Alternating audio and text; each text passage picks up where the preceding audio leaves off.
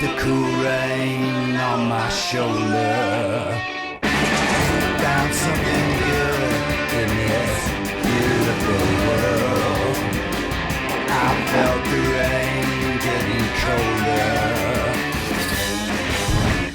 Sha la la la la, sha la la la la la, sha la la la la, sha la la la la la.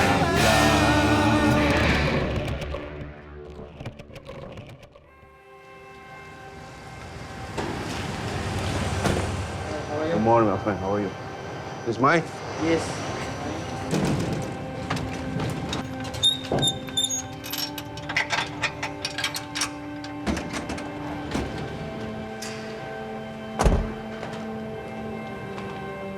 I will start my day. I wake up at 2, come to the garage around 3 o'clock, get ready, go on my way to take the Queensboro Bridge.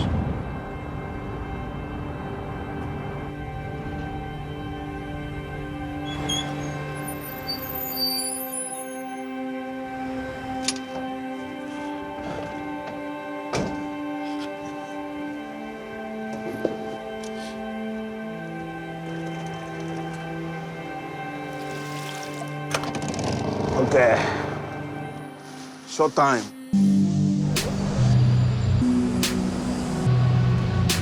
Just across the East River from Manhattan, where I live, just over there, is an enchanted wonderland, an international crossroads, a stew pot of neighborhoods filled with the languages, cultures, traditions, and flavors of many lands. Hey, how you doing? Morning. My morning ritual goes something like this. Regular coffee and a donut, maybe a cruller. I'm feeling wild and crazy. But just across the river, the options are endless.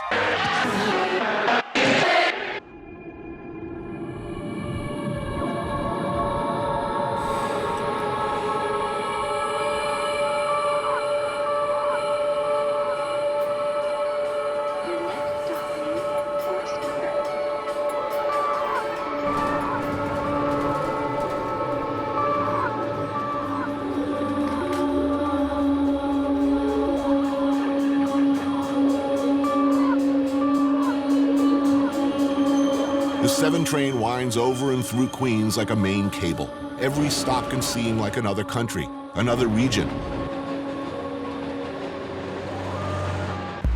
Get off at Roosevelt Avenue, and you are going to eat well for sure. Example, this cart sells Ecuadorian food.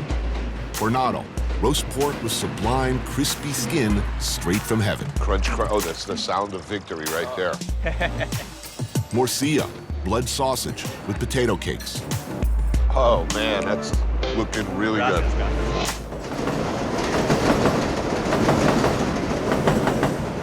This is a working class day, but people coming to and from work. Yeah. How often do you think the average person eats at one of these things? A lot of like the day laborers, a lot of the men that are here, they might live in these tiny apartments with a tiny shared kitchen. They can't cook. Right. They're not going to go into the restaurants. They don't have time for that. So for them, it might be even more that they're eating on the streets. Sean Basinski is the director of the Street Vendor Project. Prior to going to law school, he built a pushcart and sold burritos on the corner of 52nd and Park. He founded SVP with a small grant from Yale University Law School. He lives in a tenement walk-up apartment in Manhattan with a bathtub in the kitchen. You know, like most lawyers. So within like a mile of here,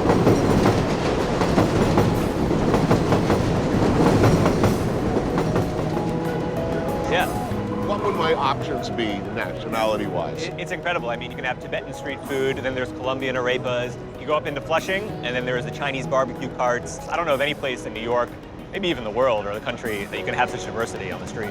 Matt Shapiro is another lawyer who represents street vendors when they need legal help, which in our nanny state current reality is all too often. Now, generally speaking, to open up a cart on the street, you need a license? You have to have a license for yourself, and then you have to have a permit for the cart itself. That's the problem. At any spot? Generally speaking, yes, although there's lots of restrictions. Manhattan is very much the, not my backyard neighborhood in a lot of ways. I mean, for this reason, Manhattan, in my view, is a lot less interesting than Queens. Right. This is a wonderland. Yeah. I mean, look at what we got here. You know, they're trying to change it, though. And the more it does change, the more the vendors are threatened, you know? There's always talk about cleaning up Roosevelt Avenue. You know what that means? If you get higher rents, nicer buildings, they're not going to want a streetcar out in front. That's sometimes the problems that vendors face. Right. Even if the spot is completely legal.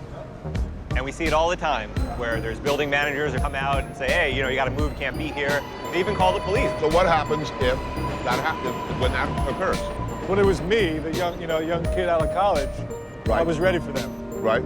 But if you're an immigrant who doesn't speak any English and is realistically scared, and they tell you to move, well, you're going to move. In a perfect world, how many of these would there be? I think the more diverse street food we can have, the better. The more pathways we can provide for people to come and start a business. And hopefully, you know, after 5 or 10 years, maybe they'll have a restaurant, right?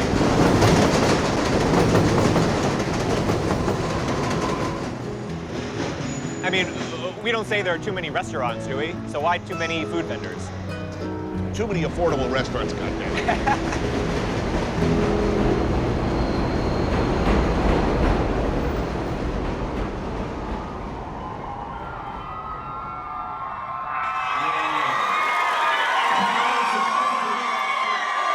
Hey, what's up, New York City? How y'all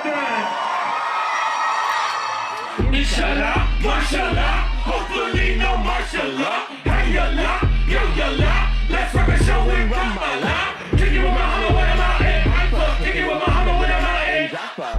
Oh no! Having trouble. TSA always wanna burst my bubble. Always get a random check when I rock the stubble.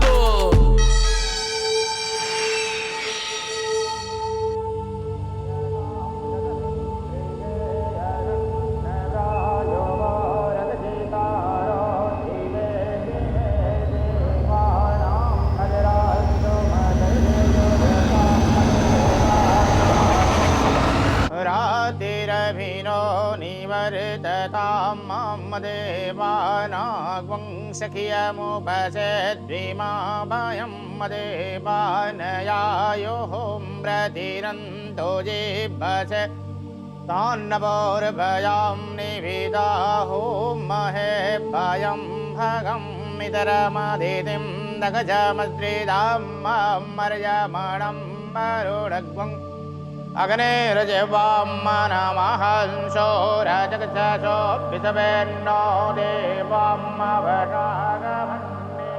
Himanshu Suri is better known as Heens, half of the rap duo known as the Sweatshop Boys. He was born and raised in Queens, a living, breathing example of the glorious mashup that is this borough. So it seems just right that a first-generation Indian dude takes me to a Chinese dumpling spot close to his Hindu temple.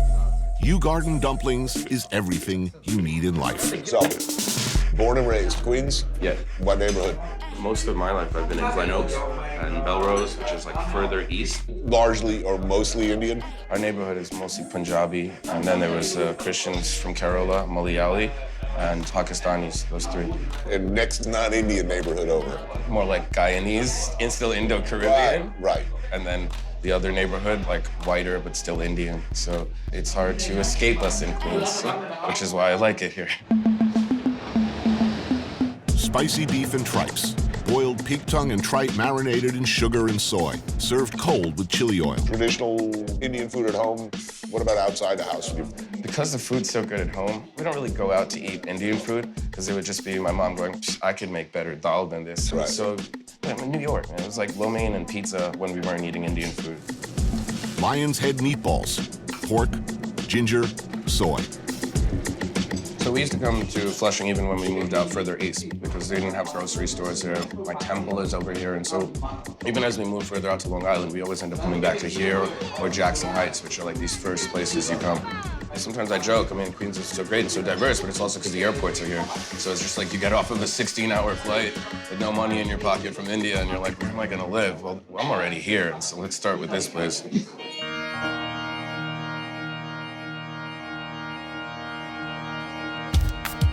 Soup dumplings, piping hot and filled with ground pork and near boiling broth. This is why I come here. Yeah, the soup dumplings. Right? Oh, yeah. So when you were growing up, what was the ethno-national breakdown of a typical class in school? My high school was a public high school, but it was maybe 70% East and South Asian, mostly Chinese and Korean. And all those kids end up going to Harvard. All those kids end up going to NYU and these types of schools. And you know, if the American dream is alive, I think it's alive in places like Queens. What do you mean by that? That there still are people coming here with nothing and making something out of it. And as I kind of lose hope and the idea of like diversity is a positive thing, or the idea of America as an open place, I think in a place with so much race and diversity, it gets in the way less here than it does in other places. Will America as a whole look sooner or later like Queens? I guess 2042 is the year that people of color become the majority in this country. Yep. Seems like a long, long time away. But yeah, that is the hope.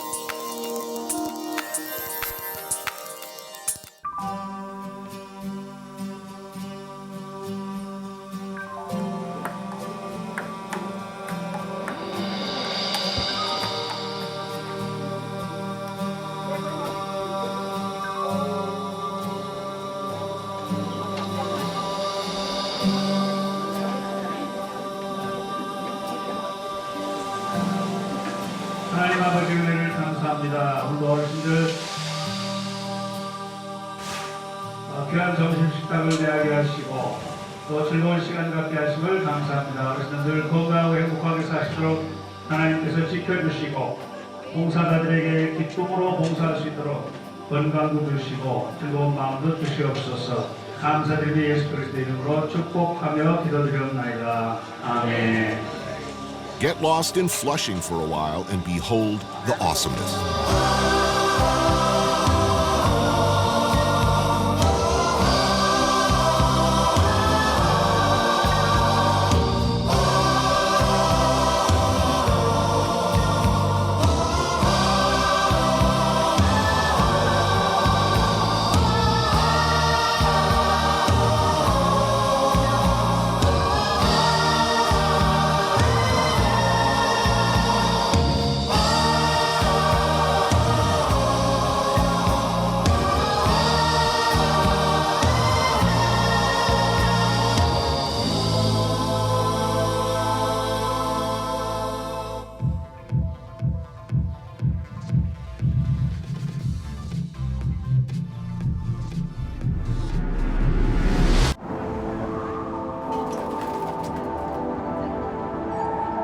If you're looking for amazing Chinese food or Korean, just like home, well, Flushing is the place. This joint is high on the list, Gu Shigi. Cheers. Not that. Josh Smookler and Cosme Aguilar are both chefs and restaurateurs operating in Queens. Josh, a Korean man who was adopted and raised by a Jewish family, owns the wildly popular Long Island City restaurant, Moo Ramen. Did it take off right away? It was successful right away? Yes, pretty much immediately. You know, I was cooking out of my house. Then we're transporting all to this bagel shop. We served from 7 o'clock to 9:30, 10 seats at a time. It was me in the kitchen, my wife out in the front. And one day somebody texted me and goes, "Congratulations." I go, "For what?" They go, "Pete Rose just gave you #1 ramen in New York City." So New York Times loves you. Yeah, and I saw the article and I started crying. Cosme is the owner of Casa Enrique, also in Long Island City. It's the only Mexican restaurant in New York with a Michelin star. You didn't even do the smart thing. The smart thing, of course, would be to make shitty Mexican food because we know that Americans will always buy shitty Mexican food. You started making a really sophisticated, really interesting Mexican food. Well, why? My brother come up with the idea to open a Mexican restaurant. And I told my brother, come on, I've never cooked Mexican food like for a restaurant. So I started cooking for 6 months at home every single day, trying to do different things. And finally we opened a Mexican restaurant. And then you got a Michelin star. Yeah, for 3 years in a row. Nice. Both are fantastic, but tonight we're eating Korean. Gamjatang, pork neck bone soup with rice cakes, pork belly, kimchi, and spicy radish. And kimchi and oysters. So this dish right here, the gamjatang, was the dish I had about like 3 years ago. It literally transplanted me back to Korea. Yeah, but how old were you when you left? When I came to America, I was 6. Were you raised observant Jew? Orthodox, yes. Or you were raised Orthodox. You still with the program? No, not at all. I'm eating pork right now. Man, that's tough. I mean, because, Koreans are pork crazy. Korean food, I didn't have much of it growing up at all. In fact, kimchi was like shunned from our household because it stunk up the whole house. Well, it's just not kosher, too. And it's not kosher either, so they... With the shellfish in there. Yeah. But now I still make Korean-style ramen. And then I have a matzo ball ramen. Being raised Jewish, can't help it. I think as cooks, we always gravitate to what our DNA is. So when are you opening a Korean restaurant? I don't know anything about Korean food. I just know I like it. I gravitate towards those flavors.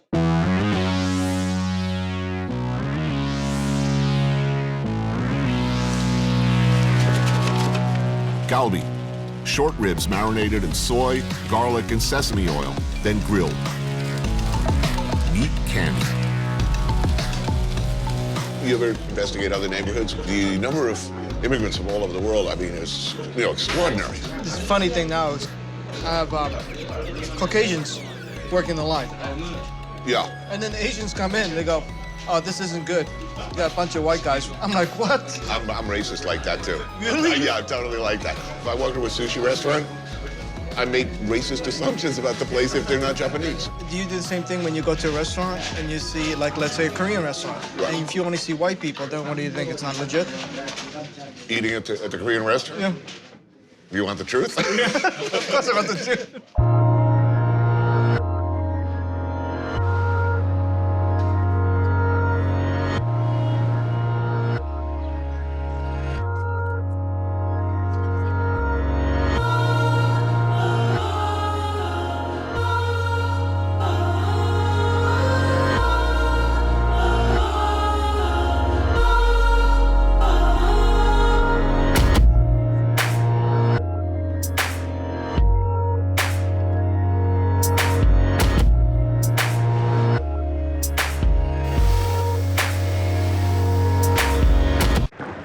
Now for Metro Christian Center.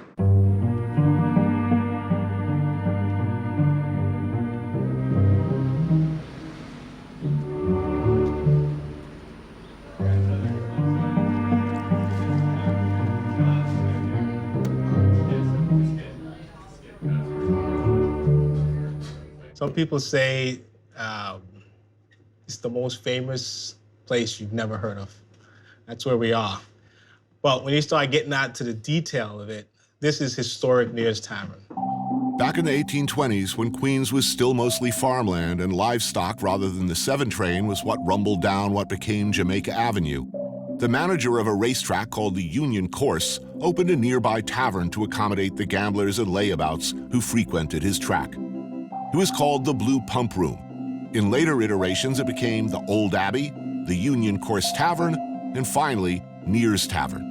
The Near family, German emigres, added a bowling alley, a ballroom, and a hotel after the racetrack closed in 1898 and renamed the place Nears Social Hall. Today it's owned by this man, Lieutenant Loy Gordon of the FDNY. You were born in Jamaica? It's a funny thing, I'm from the island of Jamaica and I moved to Jamaica, Queens. Why Jamaica, Queens? Well, my mom was here. What did your mom do for a living? What kind of work was she doing? You know, she didn't have all the education in the world, so you just had to do odds and ends. You had to clean floors and just do whatever she had to do to get things going. I think it's pretty much the similar story of immigrants that come to the United States. They come and work hard because it's the land of opportunity, and they find a way to kind of make it out of the rut. Yeah. Or at least using that platform to have someone like me, like their offspring, become a little bit more, right, than they were. Ordinarily, the story is I'm a regular beer drinker at this joint, and the thought of it disappearing is like unbearable to me. Where am I going to drink now? But you're not that. That's not your story. I knew that this place was important, you know? I just felt something special. And being someone that's from Queens, something that's special like this, I shouldn't disappear. It was 3 days from closing down when I walked into the place. Wow. The way it's located, someone has to tell you about Nearest Tavern. Someone has to say, you know, it's around the corner, to the left, to the right. When someone tell you about it, I think they think you're worthy enough to discover such a historic, you know, cool little place. Now, it's historic for a lot of reasons, not least, in my mind, because the greatest American film ever made was shot here. A lot of it was shot here, right? I mean, it was about 15%. Okay, so what was shot? Which scenes were shot here? It was a very pivotal moment of the movie. Okay, so that's And as the we moment. said, Wait. Let me remember him. Is he right there or is he right here? He's right here. Yeah. He just looks over at Maury, and you know he's decided Maury's going. Maury's going. Might as well just knock everybody Well, no, else. Maury was a problem from the beginning. I think any reasonable businessman would have. You know, here's a question. It has nothing to do with anything. You're working for the mob, and you've been having some disagreements with your business partners. Why would you ever get in the front passenger seat when somebody else is sitting in the back? I mean, Paulie made the same mistake in The Godfather. It's always like, you know, that's a bad seat to sit in. Yeah.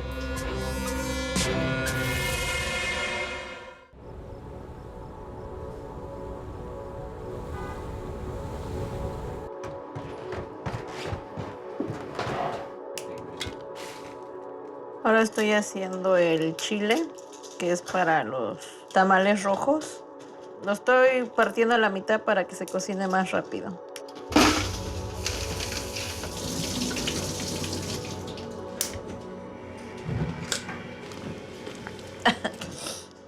Eso pica.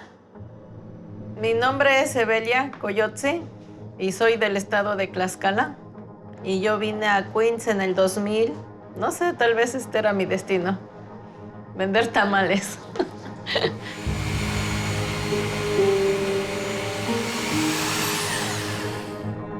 Se agarra la masa, cucharada de masa, se la hace y se la hace así. Se le pone una cuchara de salsa, pollo y se envuelve. Mi rutina diaria empieza a las 7 de la noche, las 8. Empiezo a hacer los tamales, hago los atoles, pasamos a traer el carrito y me salgo a vender a las 4 de la mañana.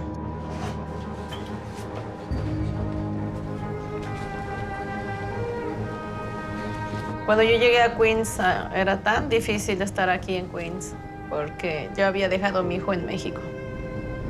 Bueno, yo empecé a vender tamales porque me quedé sin trabajo cuando se cayeron las Torres Gemelas. Me ha costado mucho.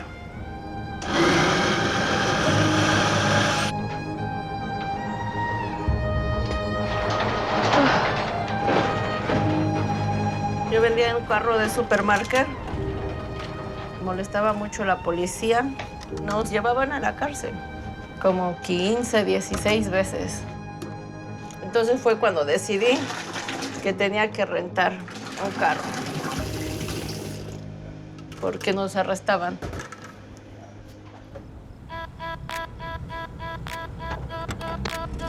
Ahora nos está yendo bueno y así me vaya subiendo. Los fines de semana es bueno porque se venden como 2,000 tamales.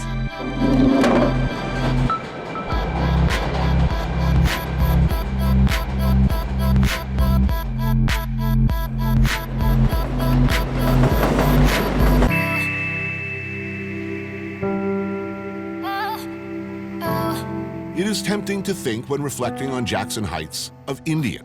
But Queens is always changing, always in flux, a landing spot for people from all over the world, new arrivals from Tibet being an example.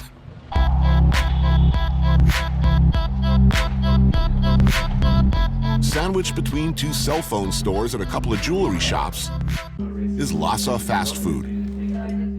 This particular neighborhood we're in now, Jackson Heights, has historically been the first stop for the newest immigrants. It's a big Latino neighborhood, but the South Asian community's presence is pretty well known, and it's, I think, very fitting that now this huge Tibetan community, which is very new, looking for a home, where are they gonna go? They're gonna go near the Indians, right? So you guys grew up together?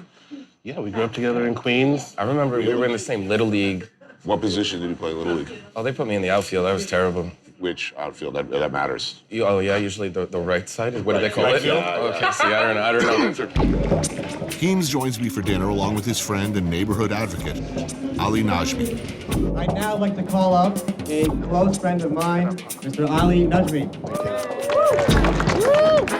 I'm really involved in politics, local elections, empowering new voters, and then advocating for particular issues that come up. Mr. President, I know you're not too good at listening, but you're gonna have to hear us now. Muslim Americans are not going anywhere. Latino Americans are not going anywhere. And we contribute to this country. It turns out we pay more taxes than you do. Why give a fuck? I have a sense of what I think is right and what needs to be done, and I can't sit back and let people who are being underserved continue to be underserved. You're gonna have your work cut out for you the next 4 years. We are, but you know what? We have to organize. There's no other way to do it. America wouldn't be as great as it is right now if people didn't organize. It's both unique and disturbing that you're also from Queens. Because the values that you have been running on are not the Queens values we know. And I guarantee you one thing, we, all of us, will make sure you don't forget where you came from. How much traction are you getting within the community? Is there a hunger for that, or is it taking some convincing? There are definitely a lot of people who are just, because it's such a new community, they're just trying to make it in America. They're trying to maximize whatever they have, even space.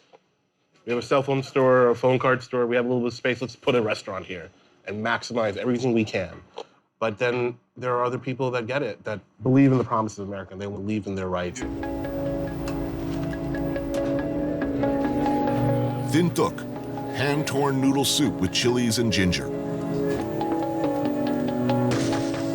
mean, do you think it's only a matter of time till replaced by either another incoming group or, hipster apocalypse?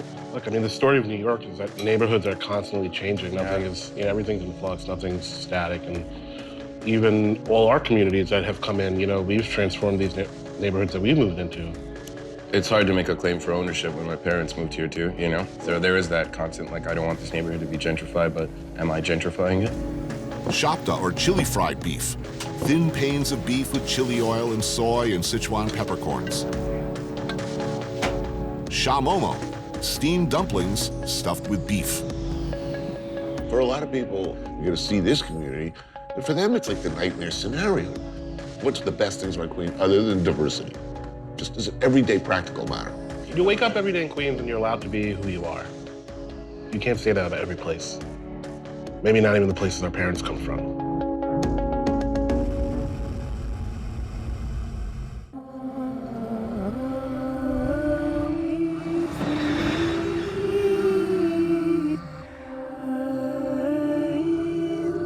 Further out in Queens, the somewhat forlorn-looking but still beautiful Rockaways.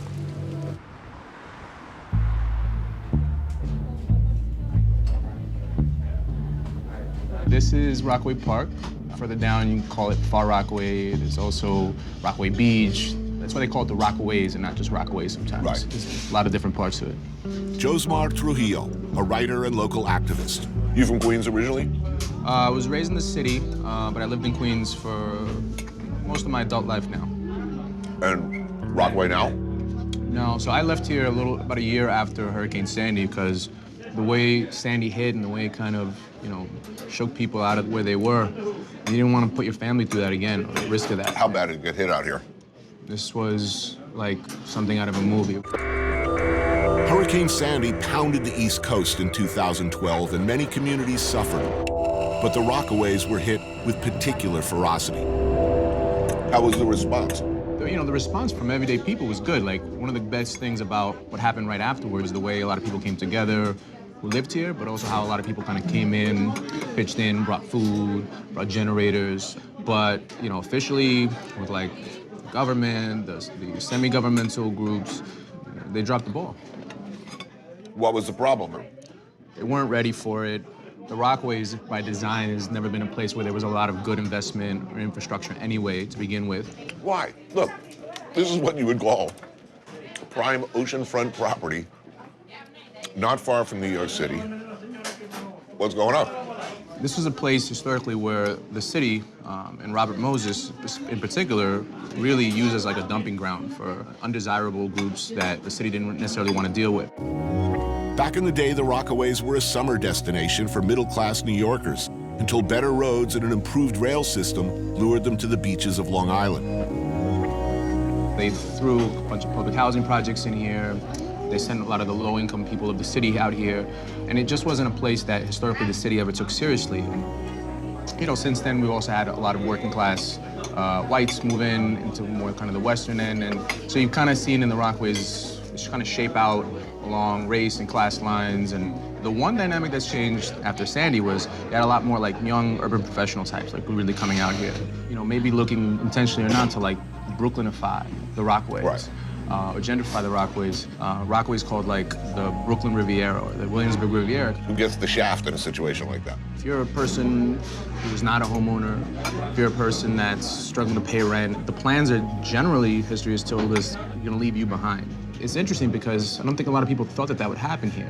When you're on Rockaway, you had this kind of sense of security that you kind of were out in this lazy beach town and like, I would love to come out here and walk on the beach and it'd be just me and maybe two other people for miles and miles, and that was great. Where you won't have that anymore, when there won't be a place in the city for you to be able to have that. You know, some people may be for it, and I think that might be short-sighted because I think that this might not necessarily involve the same people who are here. It never does.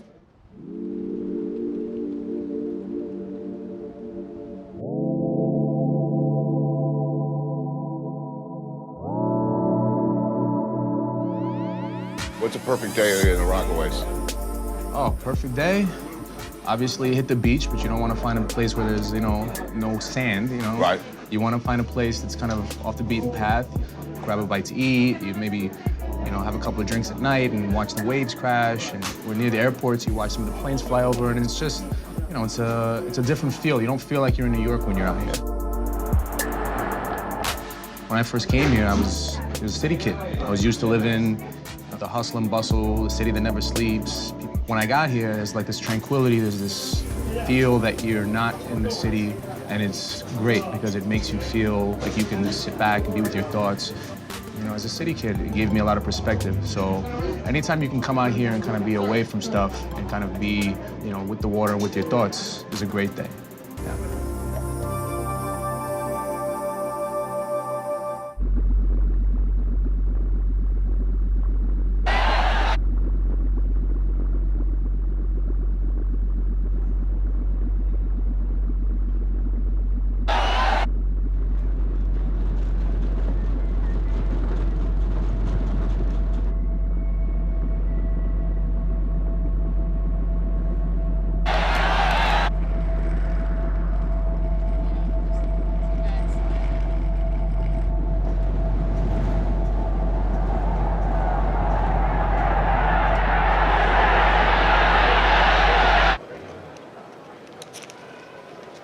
Is that a $100 bill? Yeah. I feel dead inside, Lori. This is gonna bring me around. Keep telling yourself that. All of it on number 2 to win first. Yeah. Thank you. Gotta be in it to win it, Lori. All right. If I get $5 on number 5 to win, please.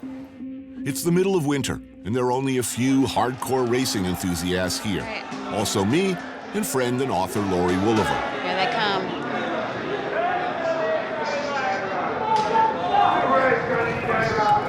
And a winner. All right, you won your first race.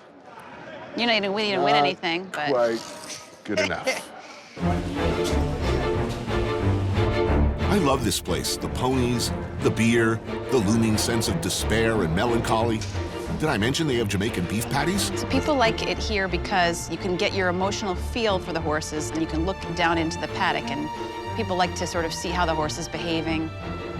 All right, I smell victory. Or is that horse shit? 4th race, number 2 to win.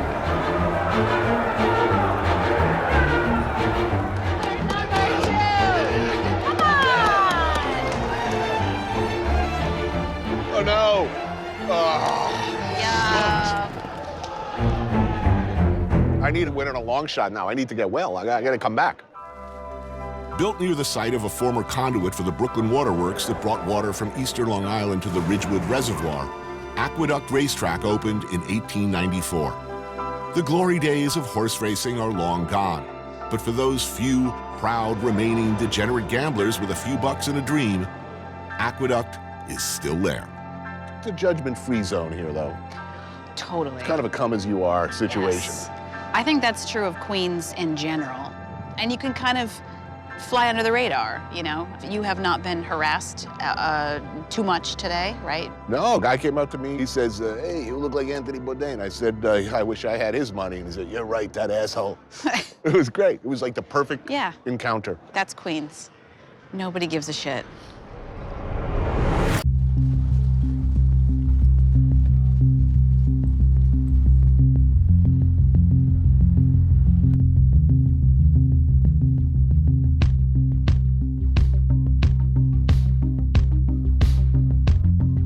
All right. Right up on top. Yes. Come on, number 2. Keep it, keep it.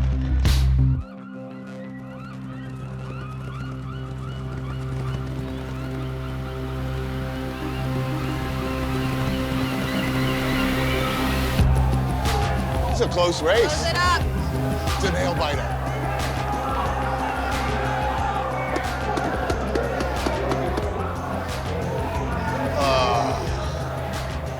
Dropped like a stone. Way to suck. So promising. No braces for my little girl. It's not over. There's always another race. I'm Ray. I'm from Guyana originally. My father raised birds, so I end up with the same hobby. It's called bird racing. Instead of like a running race, like a singing race, you know? The first bird that chirped to 50 won the prize. It worth a lot of money. And if you become a champion, you win a couple of races, the price goes up. $10,000, $8,000. Gotta be as gentle as possible. So I just hold it in my hand. When you hit bumps, I rattle him, you know? I want him to be as calm as possible. I'll find a parking as close as possible to where we're going so the birds don't be exposed to the cold weather.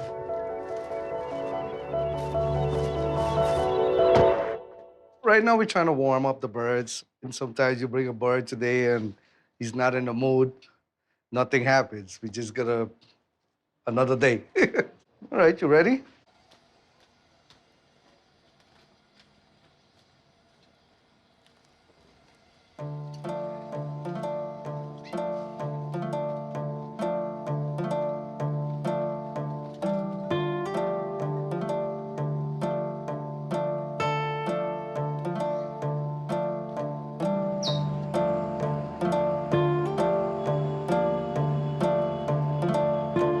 The whole world is in Queens, and like the world as a whole, it is constantly changing.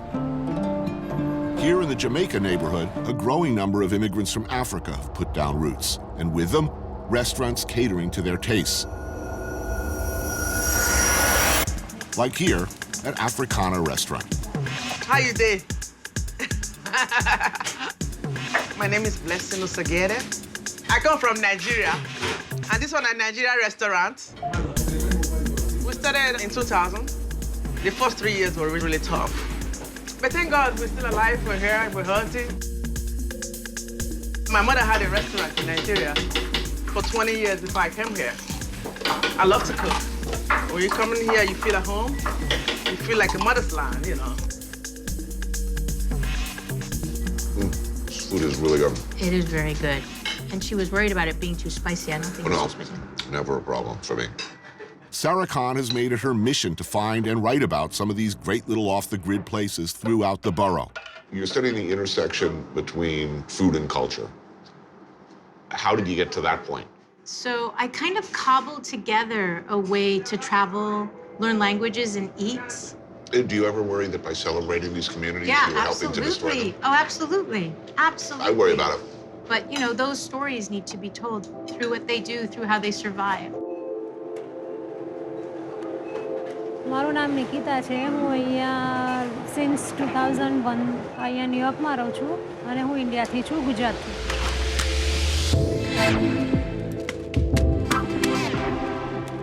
Every meal, every dish has a story, often a very personal one, often a story of hardship, separation, difficult times. But when somebody cooks for you, they are saying something.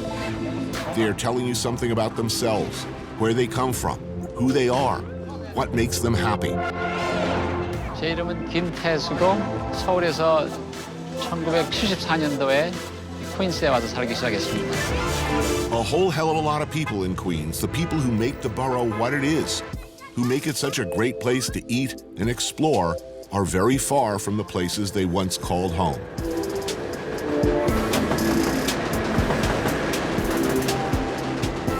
But Queens is home now.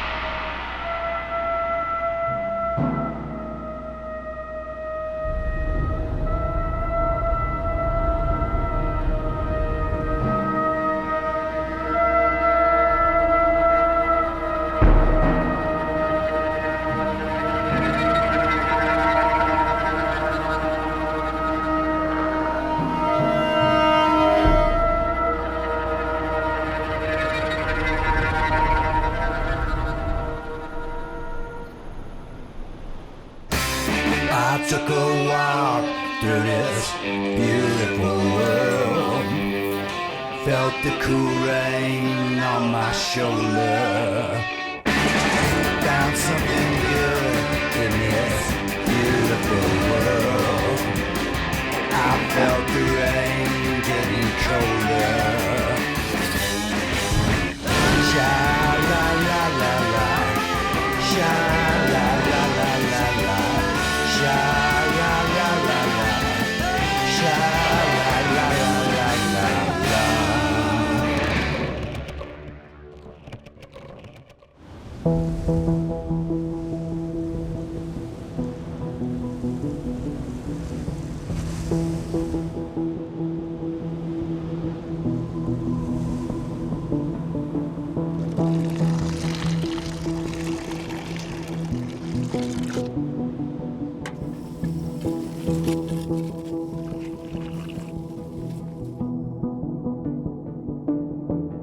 It's morning in the Arabian Desert.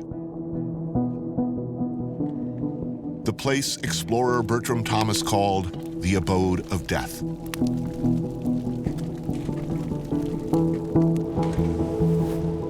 But it's a beautiful place, the kind of place I look for more and more these days.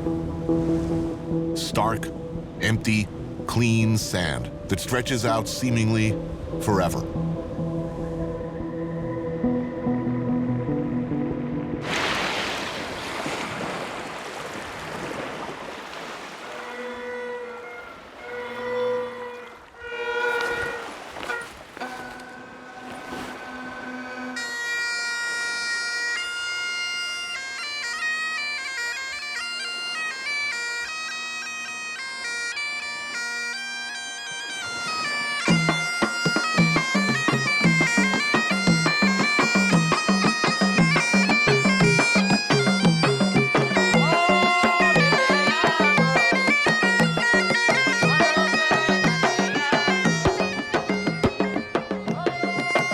Oman defies expectations. It shouldn't, according to the cruel logic of the world, exist. But it does, and it's incredible.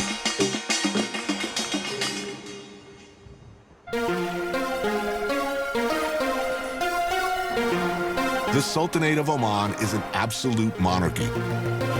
a predominantly Islamic state, had a vital strategic choke point in the world's oil supply. It is surrounded by some of the trickiest and most contentious powers in the region. And yet, here it is, relatively small, tolerant, welcoming to outsiders, peaceful, and stunningly beautiful. But Oman is facing uncertainty with succession issues and declining oil reserves. The question of what's next is a big, if often unspoken one. So pre-1970, this was a very different place to live, very different country. Quite simply, there was nothing. We had only 3 schools all over Oman, and only for boys. We had only 2 hospitals. For the whole country? Yes, for the whole country. And 9 miles of paved road in Muscat. And what happened outside of Muscat was really of no concern to Absolutely. Leadership? Yes.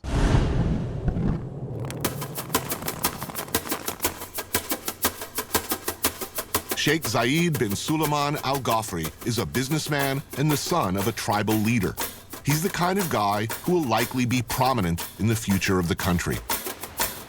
The current Sultan replaced his father and took the country really from the 19th century into the 20th century very, very quickly. Absolutely. His Majesty took over and he changed the whole scene.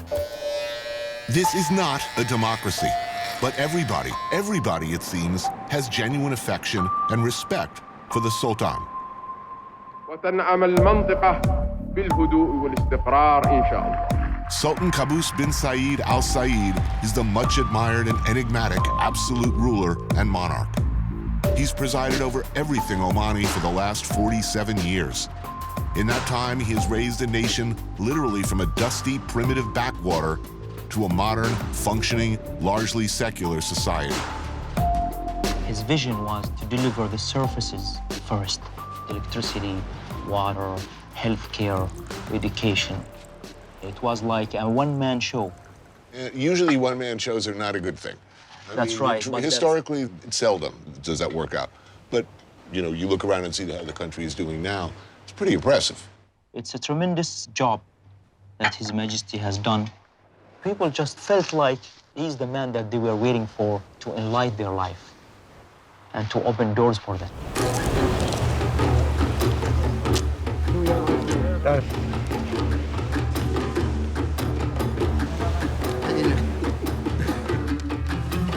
Oman, it should be understood, sits at the top of the Indian Ocean rim. The empire once stretched from Pakistan to East Africa, with important trade routes that reached from southern Africa all the way to the China Straits, Indonesia, and deep into East Asia. Modern Oman is a fraction of that size now, but its DNA, its culture, cuisine, and to some extent attitude toward the outside world is a reflection of that history. Matra is a port town in the capital of Muscat, for centuries a central hub of commerce and trade. One of the first things I notice about the city is its very low slug.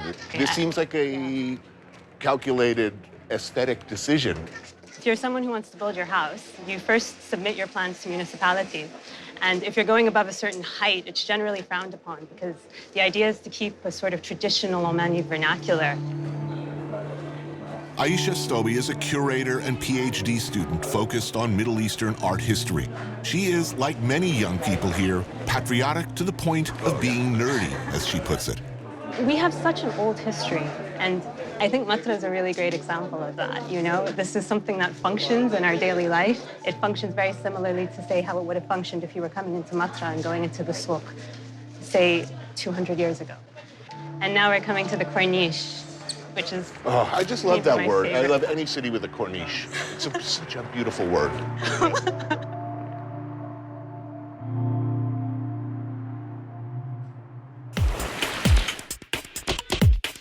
The food of Oman is a mix of flavors and ingredients and tastes from Arabia and from all over Oman's former empire. Beit Al-Luban is an old boarding house turned restaurant where you can try dishes like pakora and kashori, which both came back from India. chapati from East Africa, and shua, Oman's classic special event dish. They do one version or another of this all over the world, but shua is special. They slather a goat with a spicy paste consisting of cumin, coriander, red pepper, cinnamon, cardamom, and nutmeg. Then wrap the meat in palm or banana leaves, dig a hole, throw in some meat, cover it up, and leave underground for a day or two over hot coals.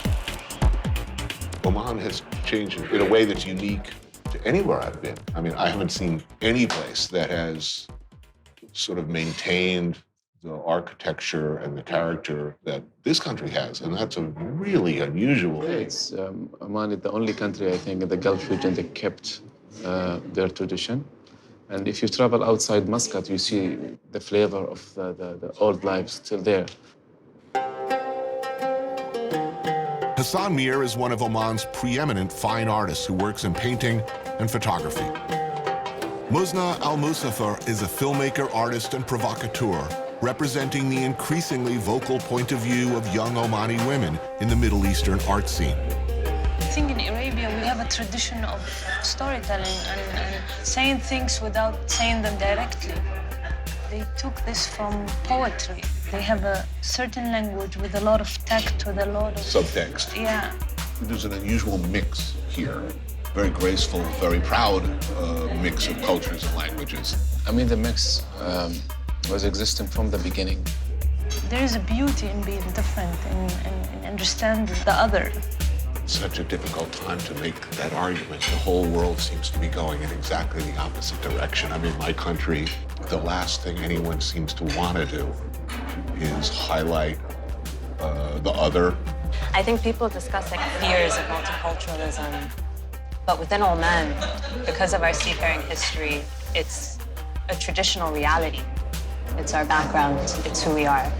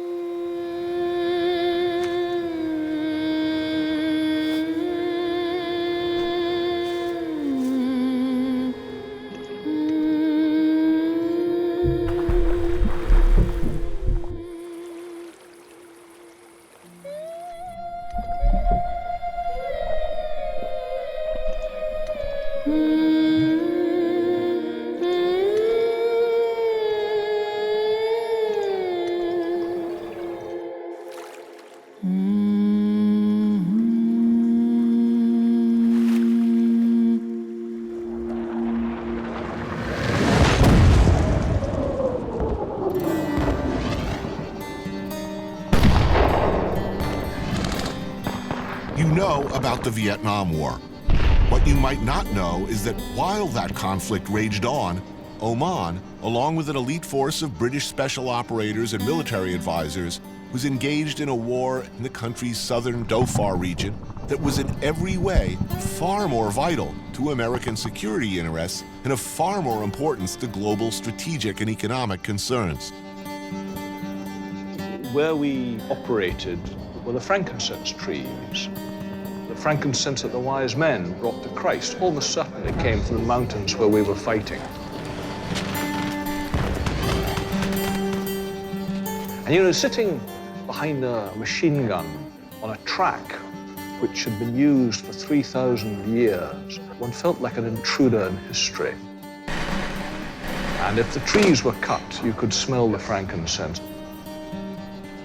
The smell of explosives, the smell of blood, the smell of the food, cardamom, the smell of the tea. I loved it. This was a civil war. Civil wars typically are the worst wars of all. I mean, you know that well enough in your country. But most people have not heard of it. No, they haven't. But you'd have heard about it if we'd lost it, I can tell you. Right. The war began as a local rebellion by the Dhofari people against the autocratic and outdated rule of then Sultan Saeed bin Temur. who had kept his nation isolated and stunted out of concern for his hold on power. What started as a local uprising quickly became a serious, full-blown communist-backed insurgency as Soviet and Chinese influence poured in through Yemen.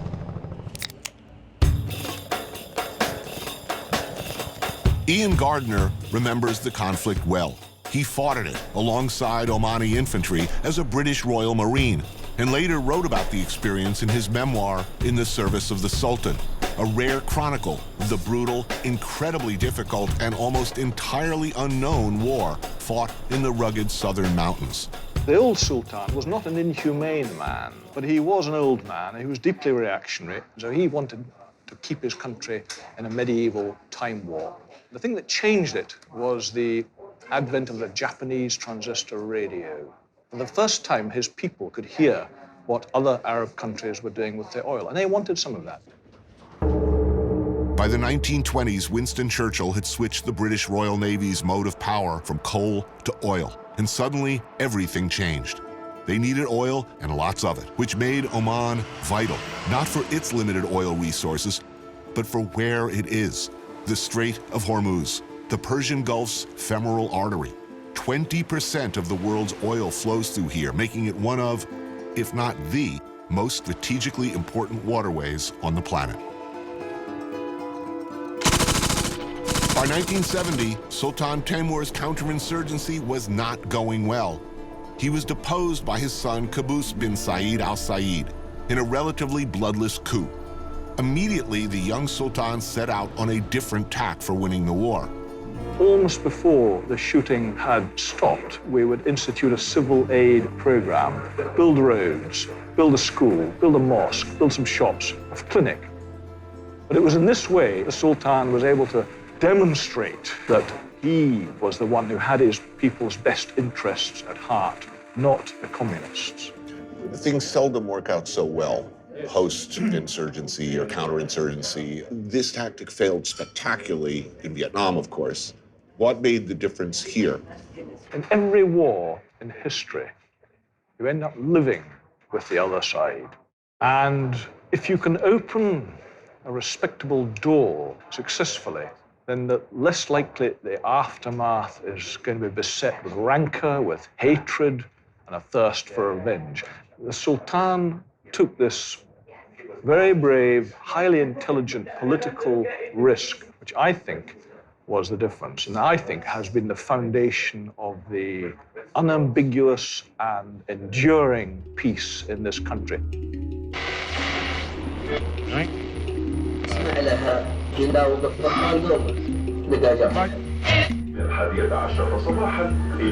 1976, the Omanis laid down their weapons and never picked them up again. The resulting peace has lasted for 40 years. And while Oman ain't your system, and it ain't my system, and it's far, far from being either perfect or a Western-style democracy, there is a palpable pride here in the collective identity of being Omani. Notably as well, the Sultan has placed emphasis on the role of women, decreeing, at least as a matter of policy, equal access to education, to work, to political office.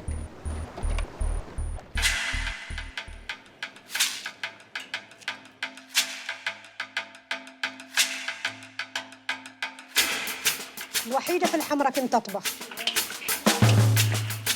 يعني كانوا الناس الحريم يعني يستحين وين يطبخن، يعني كما تقول يعني دنيء وناجحة وما شاء الله يعني، والناس كلها تشتري من عندي وتطلب. قام واجد يعني الحريم يطبخن. يمكن تو 12 وحدة موجودات في الحمرة هنا يطبخن. Zahara Al-Afi, daughters Asila and Aisha, and friend Samia Al-Harthi, 4 extraordinary women. What started as a way for Zahara to fund her charity work spawned a lucrative cottage industry of catering for events. Now, rather than using her family money, her business is able to fully finance her work to educate children in the nearby mountain villages.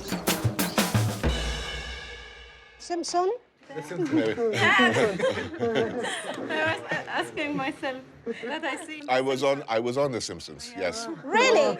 Yes. This is the first time I've been recognized from The Simpsons. That's really nice. So some of the money that she's making is going to open schools in rural villages, is that correct? Not only a part of the money, it goes all of it for them, to build for them the schools and to provide them the education. واخصص لهم ناس يعلموهم القرآن وناس يعلموهم الدين وناس يعلموهم امور يعني ذاك يعني العلم بصفة عامة. Why is this important to you? يشوفوني ويتعلموا مني العمل التطوعي والتضحية من أجل الآخرين. Kabuli laham is slow-cooked goat and a rich rice pilaf scented with star anise. Musanef dajaj, a local specialty, are pan-seared dumplings stuffed with chicken, pepper, ginger, turmeric, and onions. And of course, there's Omani bread with honey. That's a chili. Are you okay with that? Yes. I like spicy. Oh, okay. Good. Very good. طيوه أصيلة قد في لما أتقطر مخرطة.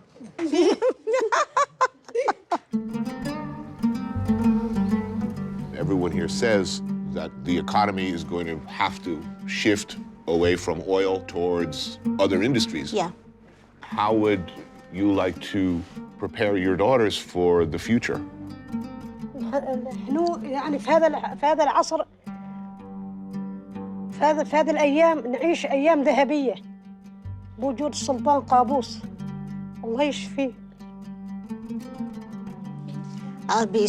بيشفيه يا رب دايما بعمر طويل ومديدا يا رب. الحمد لله. الحمد لله. الحمد لله. نعيش أيام ذهبية. صح. أوكي. لكن لازم نكون مستعدين للمستقبل يعني. What do the young ladies, when they reach adulthood, what are your hopes and dreams? إني أكون أخلي نفسي راضية عن نفسي، أكون راضية عن نفسي، أحقق كل أحلامي. أكون يعني أنا أبغى أكون صاحبة أعمال. And the young lady? اسمونا وين وأنتي؟ أنا كنت يعني أريد أكون أستاذة بس أمي تريدني أكون رئيسة الجامعة. ما شاء الله تبارك الرحمن. وين؟ Strong women in this family. Yeah, I see that. They're very strong ones.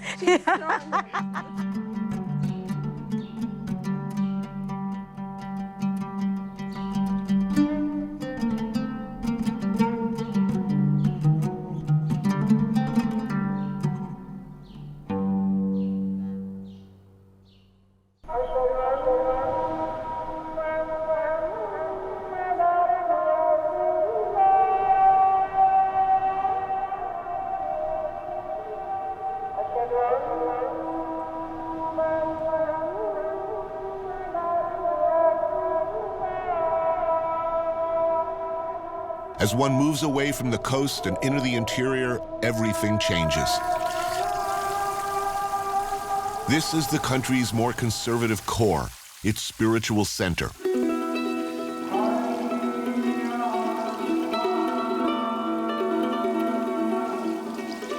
Uniquely, Oman's majority is neither Sunni nor Shia, but rather Ibadi, a very old and particularly tolerant non-sectarian form of Islam.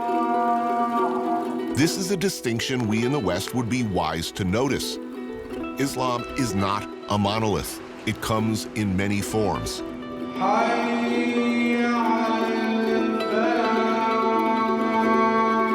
Ibadi theology arguably forms the backbone of many of Oman's codes of conduct. It places value on concepts like politeness, acceptance, unity, and understanding.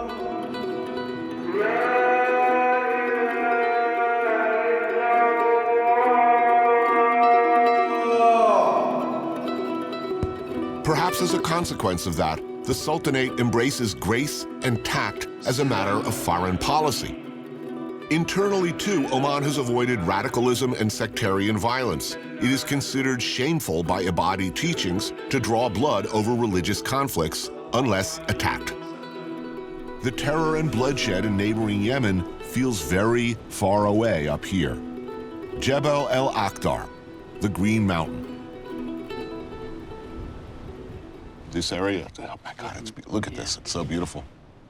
There are 64 villages at Jabal Akhbar. 64? 64. This village is called Al Ain.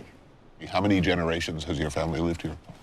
200 years, maybe 200 years? Yeah, more than 200 years. Can you see all these small farms? Yeah. All our grandfathers built that. And they build all these things with only their hands. They don't have any machines. Can you imagine that?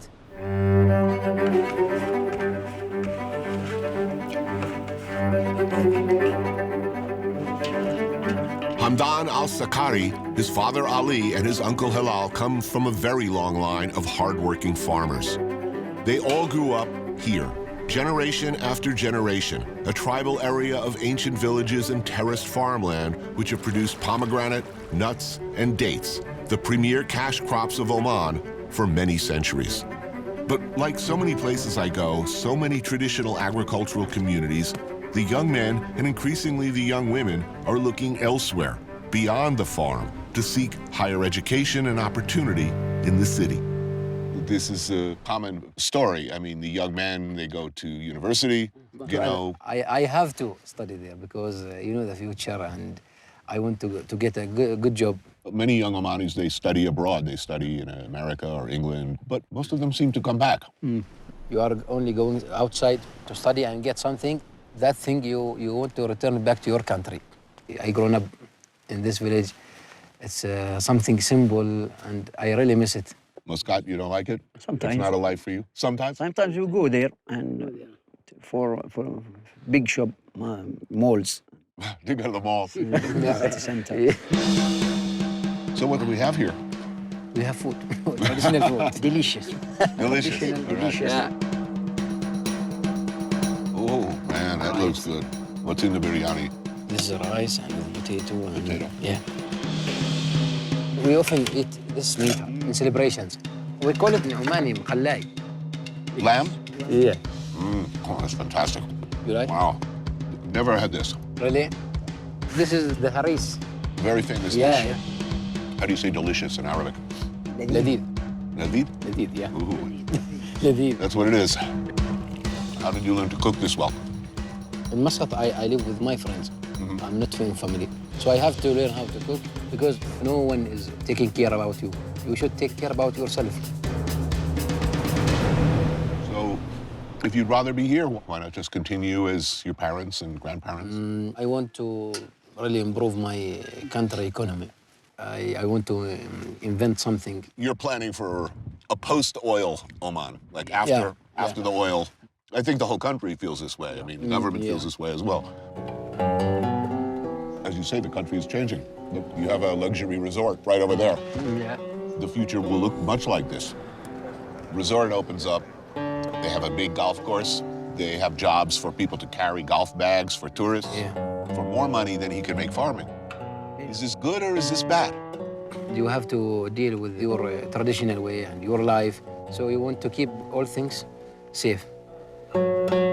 It's more the government responsibility to make balance between advantages and disadvantages of tourism. But it's a very delicate balance here. These are old and complicated systems that have been working for a very long time. It's really difficult because there's many sides here. The life is keep changing. You cannot keep everything as it is before. Do you know this cat or just a, No. just a village cat? It's the garden for this. The garden? Yeah. Yeah.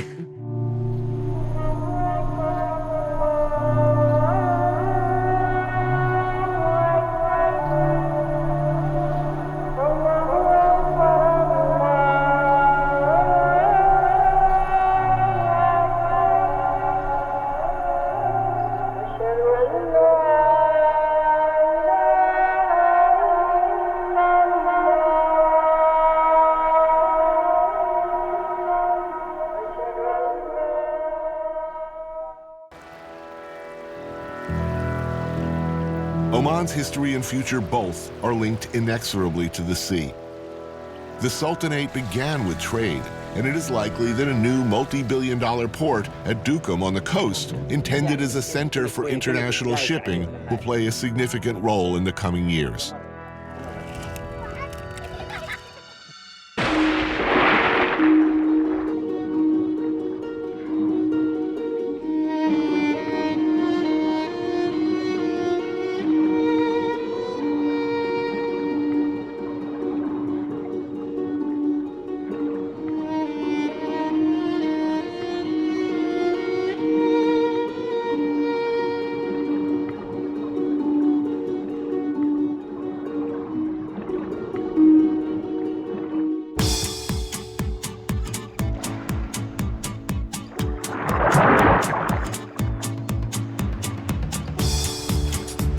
Omar Abdullah Al-Gilani and Mohammed Shaban spend every free moment at sea, free diving and spearfishing without oxygen for grouper, kingfish, cuttlefish, and tuna. Saeed Al-Namani is the captain and owner of this boat. Saleh Saeed Al-Jabri is a former Navy officer who famously sailed a handmade 9th century style dhow 3,000 miles to Singapore. The first Omani boats that went out into the sea, around how far back, how many years? I would say more than 3,000 years. So BC. BC, yeah. Now, in the beginning, it was fishermen. Yeah. But then start to trade all up and down East Africa, Iran, Pakistan, up to China Straits, to China. Yeah. And the evidence about it, even in their China language, there is some Arabic.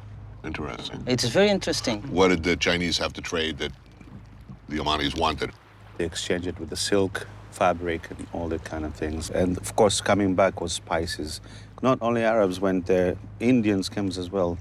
So if you look at the eastern coast, they like the spices and all this kind of food.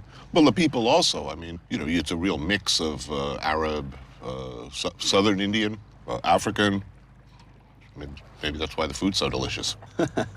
Food is so delicious because we like the taste.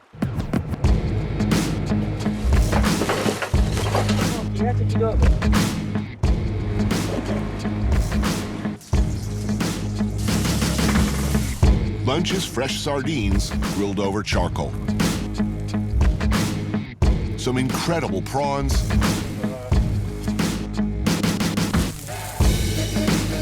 And mishakik, an Omani cookout staple.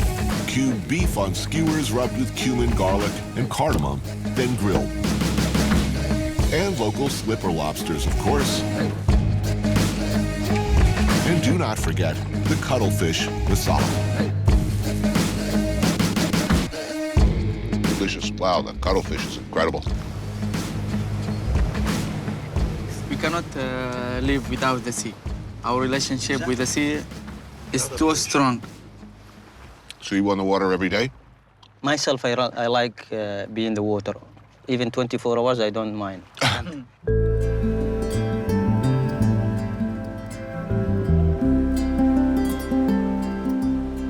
This is what's great about Oman itself. People cannot go away from the sea itself, from the sand itself. What we like is black natural. We want to make it as natural as it looks and it appears and how it was before. We're born in this beautiful country and we try to look after it. It has to stay because inside the heart here, it's like the flower. If we keep it and look after it, give them the right water, it will grow.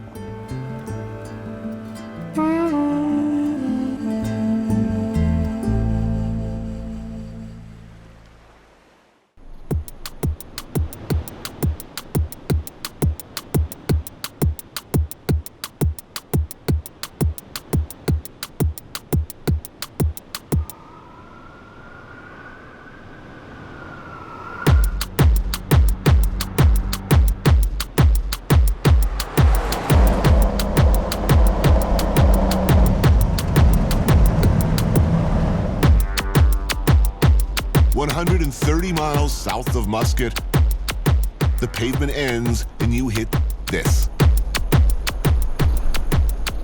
Sharqiya Sands, on the edge of Ruba al-Hali, the largest sand desert in the world. Once you get up in a soft sand, things change. Everything changes. You change.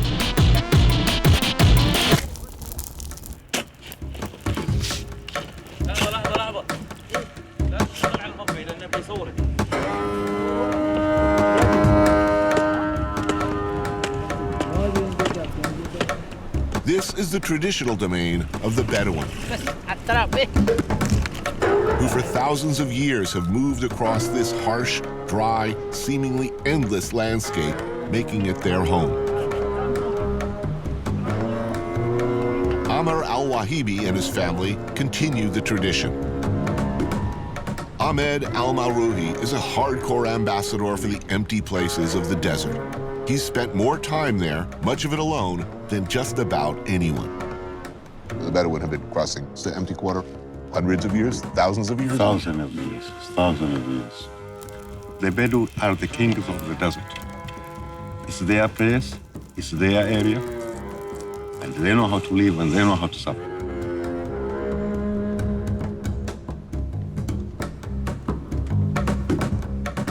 Mark Evans, a polar and desert expedition leader, knows firsthand how difficult the empty quarter can be.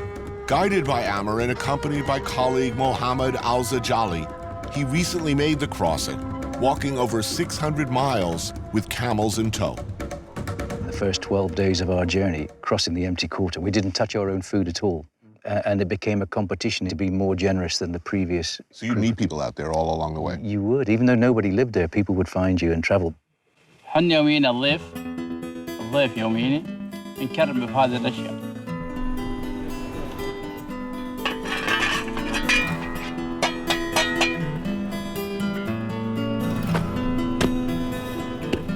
عقبة جميلة.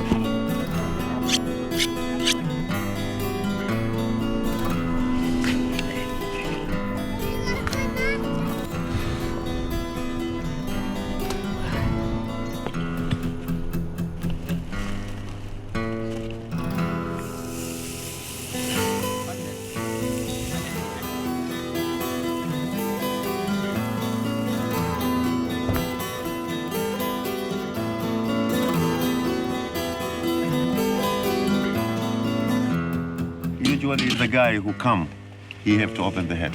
Okay. Oh, I know just what I'm going for. I got it. Pull it. Yeah, that is on. Cheek. Yeah. Remove the eyes. Here. Woo. It's too hot. This is the point. Good. It's good if you have got whiskey or brandy or... You know, the empty quarter is emptier than it's ever been. It's almost impossible to do what the old explorers did because they relied upon local people being in situ. The Bedouin have migrated to the edge of the deserts where life is easier, really, but they don't want to let go completely.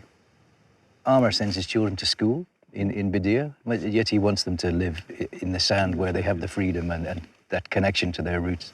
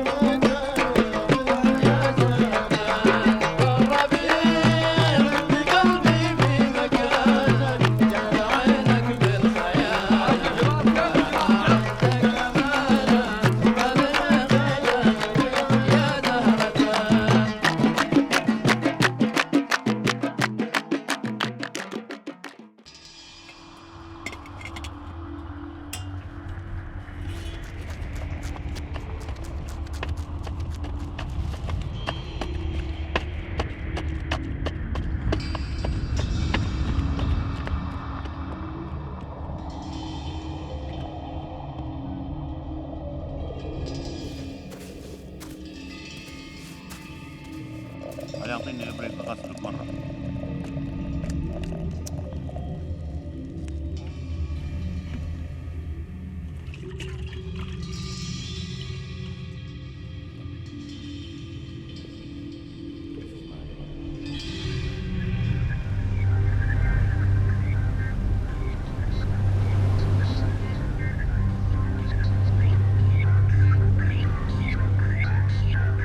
Is someone cross the empty quarter alone? Absolutely alone?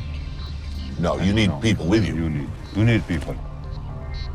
In my earlier years, I was taking lots of young people on expeditions up to the Arctic, which is very different to here, but the Inuit and the Bedouin have a lot of similarities. They both live on the edge of human tolerance. They're much more open and friendly people.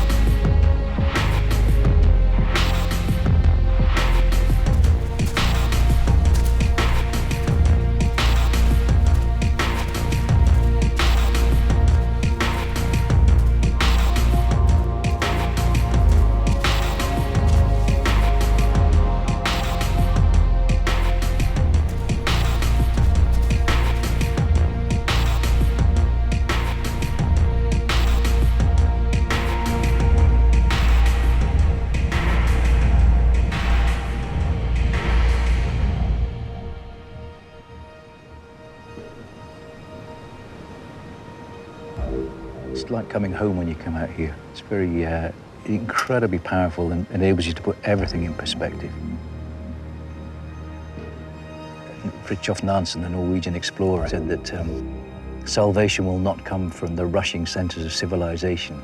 Deliverance will come from the lonely places. In other words, we all need places to think and calm down and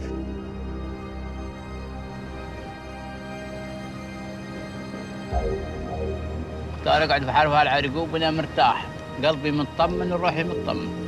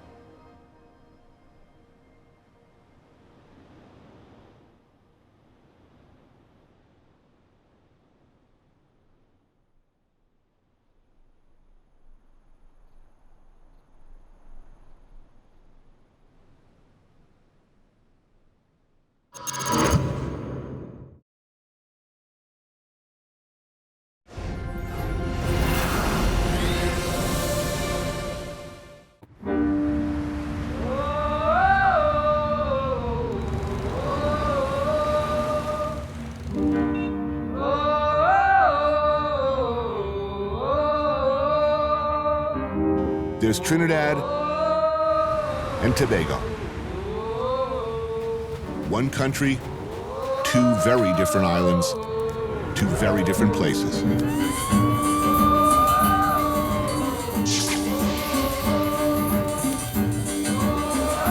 One island is what you expected when you arrived wearing flip-flops and a Hawaiian shirt all greased up with cocoa butter. The other ain't about that at all.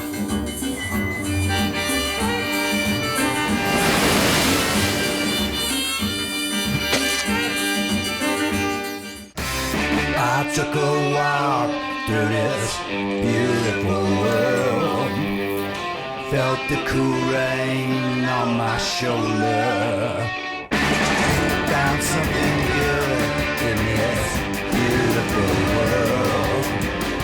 I felt the rain getting colder.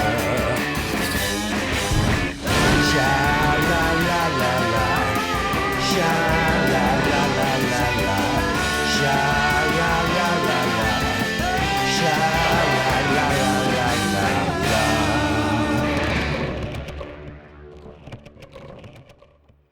If I had the choice, I would choose to live back when Calypso brought the news. If I had the choice, I would choose to live right back when Calypso brought the news.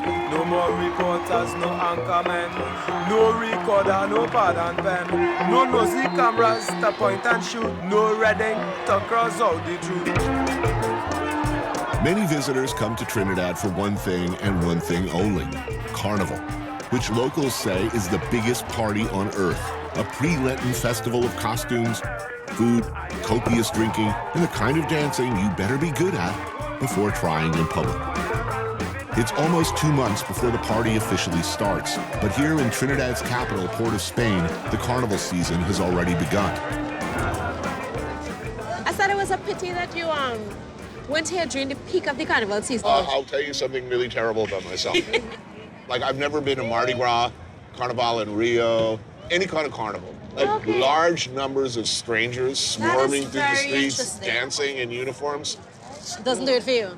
No, some of my deepest fears are having to dance or sing in public. Either of these would be terrifying. So this seems like a situation where that might come up, you know?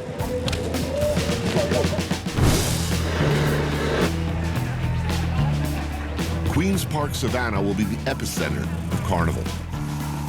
But tonight, it's still Trinidad's street food center. My dinner companion for some fried snapper is LaShawn Prescott, who's here to tell me about 2 essential skills necessary for the proper enjoyment of local nightlife. Turns out I am very good at one and suck epically at the other. What is liming? Liming is like our version of hanging out, Right. you know.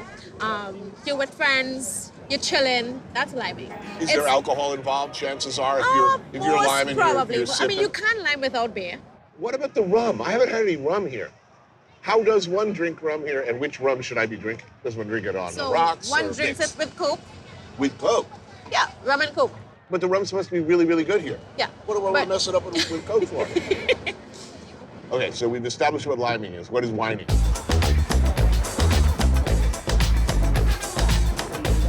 The technical term is the circumduction of the hips. And it's a style of dance. And if you're not used to the culture, you don't understand what it means, you can interpret it the wrong way. When you see it for the first time, you can think it's seductive, you can think it's sexual. But people can whine on each other and not really mean anything. I can whine on you and it doesn't mean that I want to take you home, you know?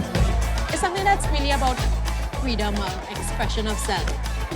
And it's something that crosses ages, races, ethnicities, especially during carnival time. You see people from high status and people who are, you know, lower class. They both whine together. You know, the barriers are no longer there. It's all just a mix of all the different ethnicities and stuff.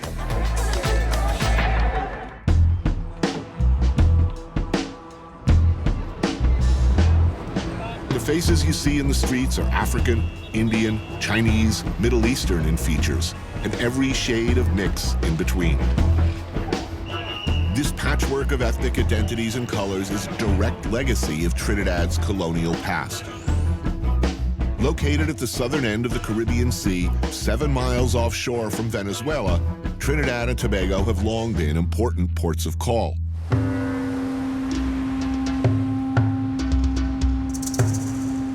Like a lot of islands in the area, everybody's been through here at one point or another. The usual European hunters of fortune. The Spanish came looking for gold. Then the Dutch, French, and British took their turns at the real money of the time, sugar. An economy built on plantation labor and slavery. Finally, the island hit the big money, oil.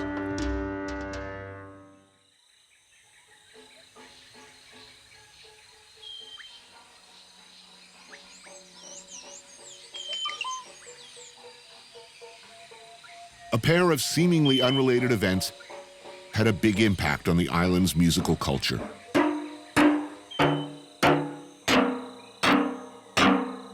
During World War II, the U.S. Navy built an oil depot to supply overseas strategic needs. And decades earlier, the ruling British had banned drums made from traditional-style animal skins after a series of riots they insisted had been inspired by African drumming. One improvises in such circumstances, and all those oil drums were repurposed.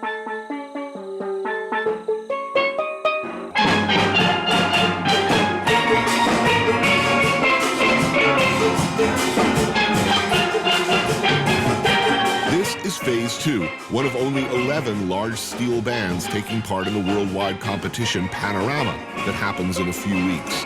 Winner gets 150 grand. They've taken home the prize 7 times, in no small part due to this man, Lennox Bugsy Sharp.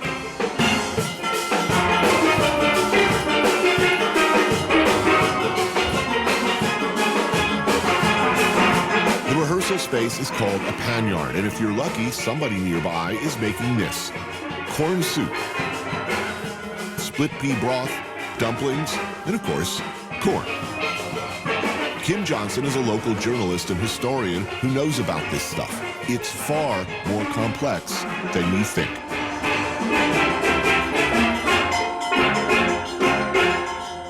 Wow. I gotta tell you, that was incredible. I've heard a lot of, little steel drum bands around the Caribbean, but nothing like that. All percussion, right? 100%. Yes. How did your interest in this develop? I grew up here. Later, I became a writer. I discovered there were just hundreds of stories. Because in the early days, up until the 60s, the steel bands were partly like street gangs. They would fight with one another. The West Side Story kind of thing. The steel bands doubled as that. So I just got fascinated by tracking down all of these pioneers and getting their stories and how they got involved. I'll be 64 years this year. I played music since a little kid. Yeah, these stories that he grew up with them in one of his backyards. So when he was about 3 years old, he was going out playing with them.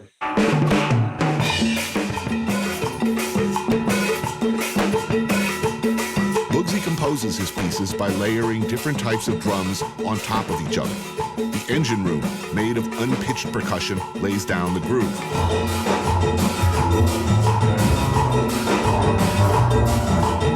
Next, a section of 6 bass pans drops a bass line.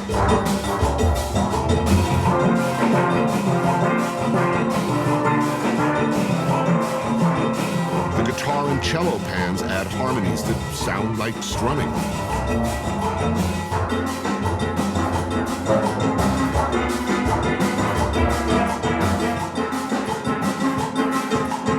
And the frontline pans play the melody.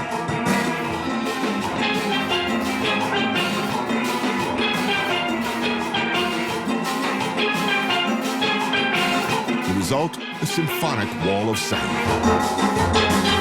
I would like someday to marry this with a big orchestra, symphony orchestra. Yeah, Anthony, that's my dream. It's because of the music Africans survived slavery. And not just physically, survived psychically. It's a question of just improvising instruments.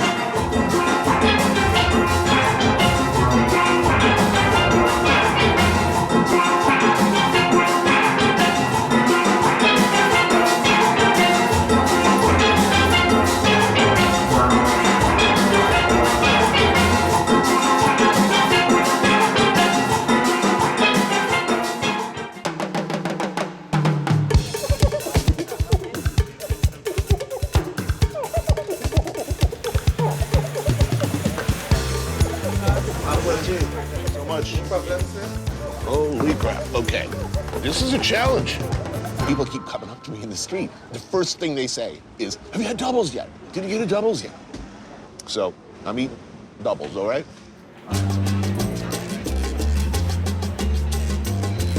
Doubles are a Caribbean take on the Indian chana bhatura. 2 floppy, tender pieces of soft Indian-style bread loaded with a wet heap of curried chickpeas, pepper sauce, and mango. Structurally, I have questions here. I don't want seepage. Seepage is never good. If someone uses seepage in a sentence, nothing good is gonna happen. I'm gonna suck the paper. I don't think there's meat in here. But I still like it. It's really, really good.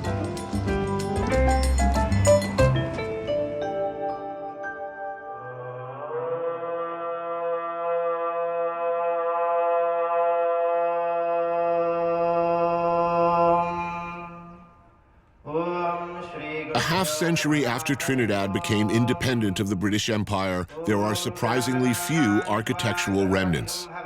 But the face of the country and its population were forever changed when slavery ended in 1834, and Great Britain found itself in need of cheap, if not free, labor to work the plantations. They found it in East India. At the abolition of slavery, the plantation owners desperately needed to find labor to fill the void created by the slaves who turned their backs on the plantation for obvious reasons. And they looked around, they tried Portuguese, they tried Chinese, they tried many communities until they found out that the Indians were the best suited because they were already planting sugarcane in India successfully. Between the end of outright slavery and the beginning of World War I, 150,000 indentured servants were brought here from India. Indentured servitude is slavery by another name. The people brought here from India were bought, sold, and treated like property. But were told that if they completed 5 years of often backbreaking labor, they would be set free.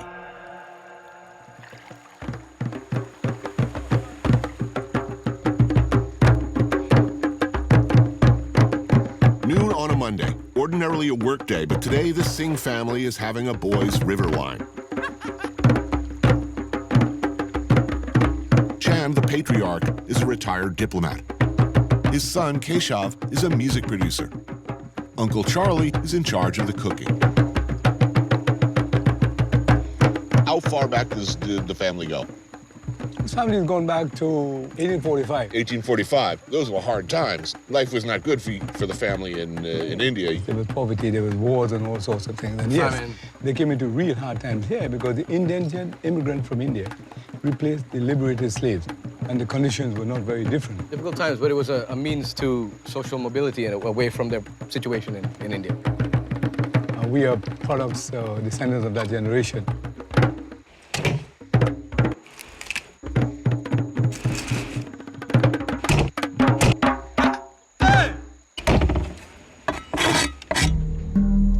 Start with one whole duck, hack into pieces, rub with lime juice, season with hot peppers, garlic, and the tropical herb shadow beni. Add generous helpings of masala and curry powder. Marinate for a bit, then sear in oil, then simmer in coconut milk until tender. Man, that's good. That's really good. We better kill some more ducks, because that is... When we have it like this, when we're drinking before the actual meal, it's like an appetizer, but we call it cutters because it cuts the alcohol. Right, I'm sobering up as we speak.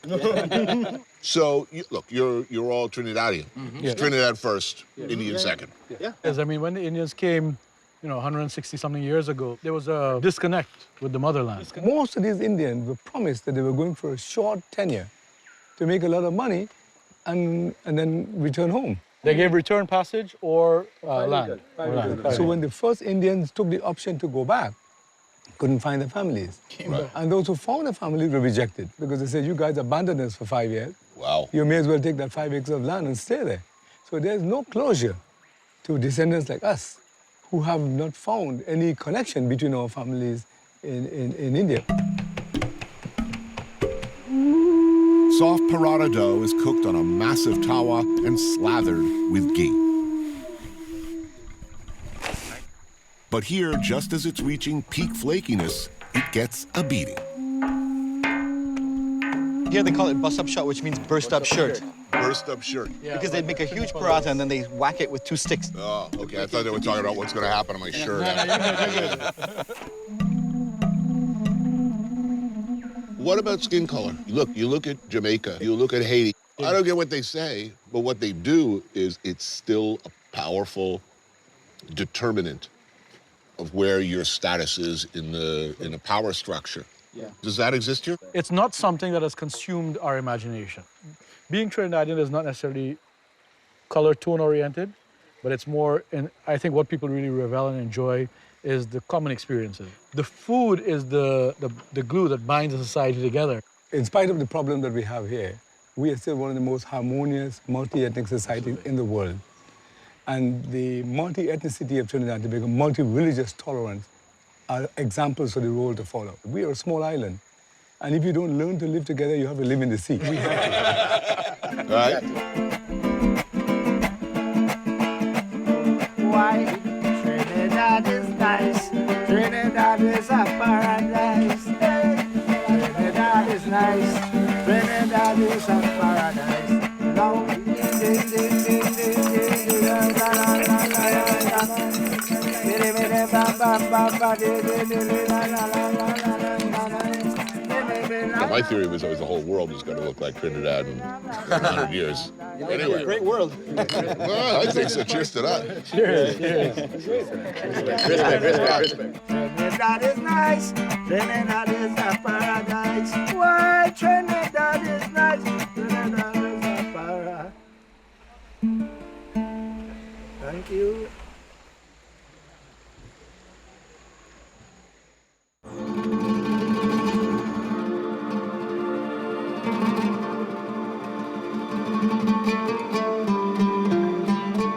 It started in 1898, more than 100 years ago. Most of the Christians were being persecuted by the Turks. So there was an exodus of Christians leaving Syria. They boarded the ships from Beirut, and as long as it was heading west, they thought they were going to America. Many of our parents landed in Trinidad, and that's when we started. That's the first generation. Just outside of Port of Spain, Bayshore is one of the priciest neighborhoods in the country. I'm here as a guest of the Sabga Abouds, a successful family of Lebanese Syrians. Look, isn't this amazing? Beirut. Yes, like no arak. I do indeed. Would you like arak? A little ice and some water would be perfect. My drink of choice is Grey Goose and coconut water.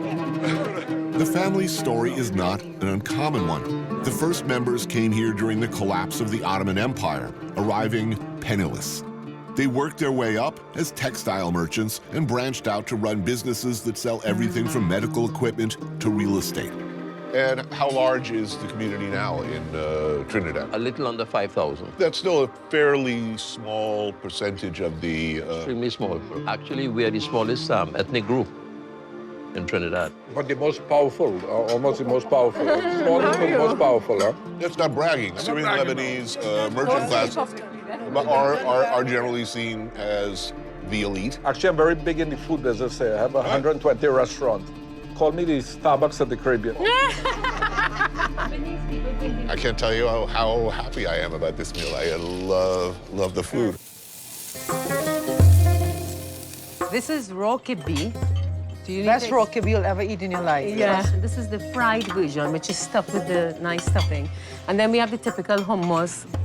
This is muhamra, which is made from chili paste and ground nuts, the best muhamra in Trinidad. Then we have falafel patties. We have grilled wings with garlic, which is every Arab loves. Fish in tahini sauce. You ever had that? Yeah, beautiful.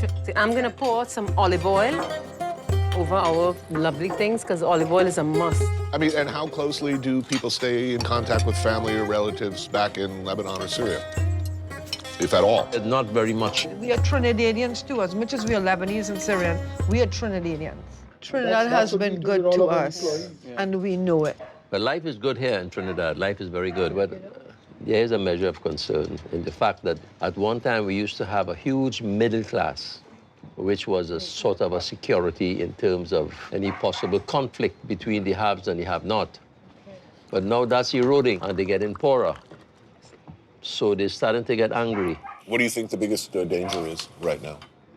Civil commotion. Civil commotion. Yeah. We have a crime problem related to gangs, gang warfare. Gang warfare. It ain't all good for everybody here by a long shot.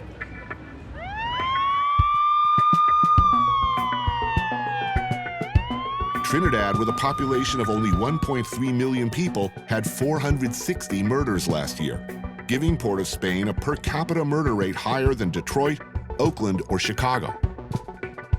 Mark Besant covers the subjects of drug and gang-related violence as an investigative journalist. People want you dead. You could say that. Who wants you dead, do you think? Well, 2 years ago, I did a piece about the state prosecutor, Dana Sital, who was shot dead. When State Prosecutor Dana Sital left the Mapao car park just before midnight on May 3rd, she had no inclination it would be her last moments alive. When Mark began to look into the murder of the prosecutor, an informant told him there was a $20,000 contract on his life. They had people following me over a period of time, some law enforcement officers and so on. So my company put me on a plane. I stayed under an assumed name for about 3 months in a location outside of Trinidad. Generally speaking, when people like that want you dead, they get you. Why are you back? I guess, to quote from a great US journalist, Walter Cronkite, it's not what we want people to know, it's what they need to know. We need to have people held accountable for certain things. With drug trafficking being one of the biggest businesses in the world, Trinidad continues to be a major transshipment point for drug dealers to get that product out to North America and to Europe. So you find now the explosion of violence that we have is for those that are involved locally with the drug trafficking, this fight for territory. An estimated $3.5 billion worth of narcotics move through the Caribbean each year. Trinidad's porous borders, busy port, proximity to Venezuela, and the inevitable corruption that comes with numbers and threats like that make it, unfortunately, an ideal transshipment point. How bad is high-level corruption alleged to be? Fairly deep. I think that the complicity comes across the law enforcement agencies, customs, police officers, even at higher levels. And with corruption, poverty, hopelessness, add some radical ideology to that, and Trinidad has proved relatively fertile ground for the recruitment of ISIS fighters and terrorists. It's quite alarming, Trinidadian nationals being one of the highest in the region, going to Syria. And it's over 100 on a list, a FBI list. They feel that it's the calling from ISIS that they need to go. So what's the future look like? What do you think? How's it gonna go? Wow, that's a loaded question. There are really good people here in Trinidad. There are really, really good people that can make a difference on all fronts. If we go down the path that we're going down, they will be all bad.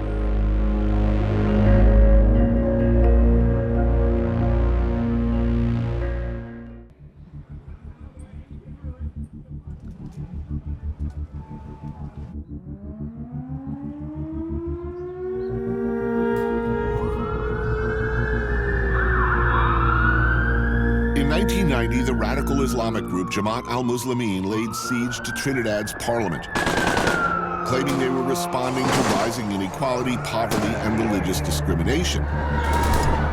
What ensued was a violent and terrifying disaster.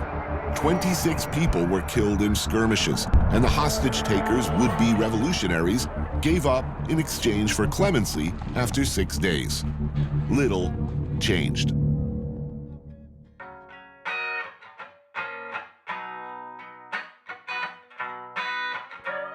Mohammed Muakil's father took part in the attempted coup. He grew up, in fact, in the Jamaat al-Muslimin compound. But he's chosen to take a different path: music. He's the lead singer of Freetown Collective, a band named after a Port of Spain neighborhood that was once a settlement for freed slaves. They say we can't write no love songs, live fast and we die young. They say we doomed to fail, yeah. They say we doomed to fail. They say we prone to violence and a sinking silence. They don't know what they say. No, no, no, no. Much like a lot of reggae, his music calls out the social ills that have been disproportionately visited on the Afro-Caribbean population. I see bodies lying in the streets, nations collapse in the midday. Lord, I need to cool my head, my head. They're calling it a brave new world, freedom for brave new boys and girls. What good is freedom if you're dead? You look around my city right now, and a lot of young people are choosing death over life because the life that they look at doesn't feel like it's substantiated by anything. In the Freetown neighborhood now called Belmont, he lives with his 81-year-old granny, Neela Natu. The thing is that recently we've had a lot of people who I've known, who I grew up with, who've gone to fight in Syria, who've left here. I mean, they will tell you that the official count is 140. I would say it's more. You'd say it's more? I'd say it's more. And why do you think people would go? I'd have to go back into my childhood to explain that to you. The coup that happened here happened when I was 6 years old. And you had all these young people in there who had this idea, you know, we're going to build this thing. There's this community that's going to stand up against what's going on in Trinidad, that's going to stand up against the drugs and stand up against poverty and stand up against crime, and nothing happened. In none of these causes, religious fundamentalism or fervor has not come up.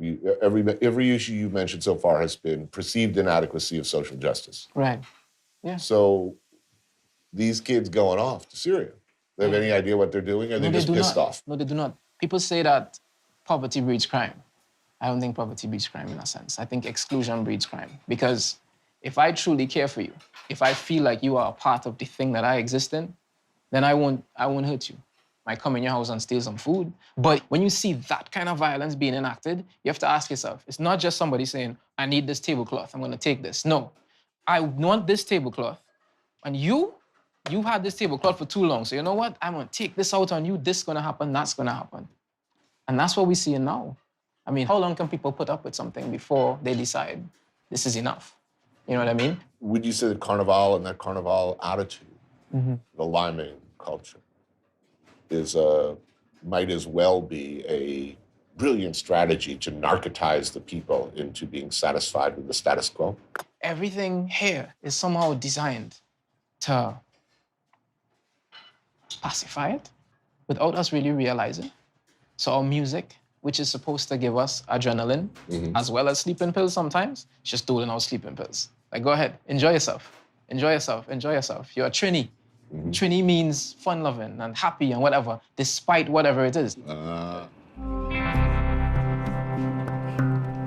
It's a big and delicious home-cooked meal. I caught this myself. Really? Yes, sir. Red snapper? Yeah. The snapper is seasoned with lime juice, shadow benny, and onion. What's this dish called? Is there a name for it? This is called oil down. Oil down? Yeah. For oil down, they season breadfruit and meat with dasheen and green figs, then simmer in coconut milk. And, well, she uses pork, as you can see, which I know I can't have any, so that's okay. Now, your grandma, not a Muslim. No, the Roman Catholic is Roman Catholic? of Roman Catholics. Old school. Sacred Heart up on the wall. I got a kind of a perfect one for you, so you would have it. Oh, beautiful, thank you. Pastel. This is mostly when the Spaniards were here, introduced this. It's a Spanish thing. Pastels are the Caribbean cousin to the tamale. Minced beef is wrapped in cornmeal dough, then in banana leaf, then steamed. She will feed you till you burst, like any grandmother, you know, right? Yeah. I'd be well looked after. And that is once a year. So when do these ordinarily... Christmas time. Christmas time. This is very, very delicious. Thank you very much. And one thing I vex about, why he didn't put ice in his glass? It's good, it's fine. So he must say thanks or whatever. You made tell Mohammed it's not good. So you have that generation. Very proper. Like, very, very proper. And one of the things about Trinidad is that... Mohammed, don't bad talk me. I'm not bad talking you. I only speak the truth. That generation very much believed in independence and that this nation would be something. And then they told their children, study and come and help this nation, build this nation, and it's going to be something. And that generation, which was my parents, they did that. Right. And then they had kids, you know? And all of a sudden it was like, okay, all these things y'all been saying about building a nation and whatever, how come I'm seeing these people benefiting and I'm not? How come I'm seeing this, I'm seeing that, I'm seeing that? And there were very few answers, you know what I mean? So who runs this country? Like everywhere else, that 1%, like everywhere else. Everybody here is very eager to tell you what a wonderful mix it is. And the food, if you look at it, is this incredibly harmonious stew pot. But I guess life doesn't work as well as food. No, the only thing we've agreed on in this place is how much salt to put in anything. So that's the only thing we've agreed on. Man, we on a mission. A whole world to change. Yeah. A whole world to change.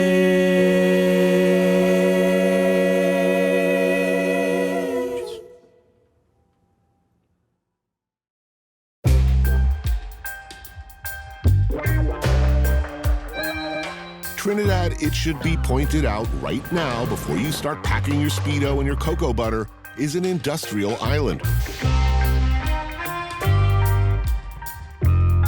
And like so many places, industrialization is changing the landscape here. But some things persist, remain, echo from all the way back then.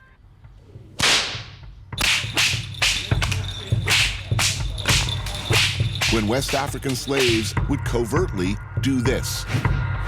Kalinda. This martial art, based on our research, is maybe 500-600 years old.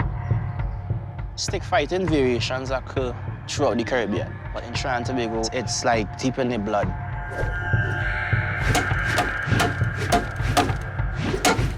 This martial art was illegal for many, many years, yes? Yeah. I mean, certainly during slavery times, it was illegal. To this date, I believe there's still laws on our books that ban this stick, and if you're caught with it, you could go to jail. The laws of slavery times forced this sport underground. Like capoeira, it often had to be disguised as a dance. But this ain't no dance. The guys with the whip and the guys with the stick were all the guys saying, you have not broken us. We will continue to resist to the ends of time.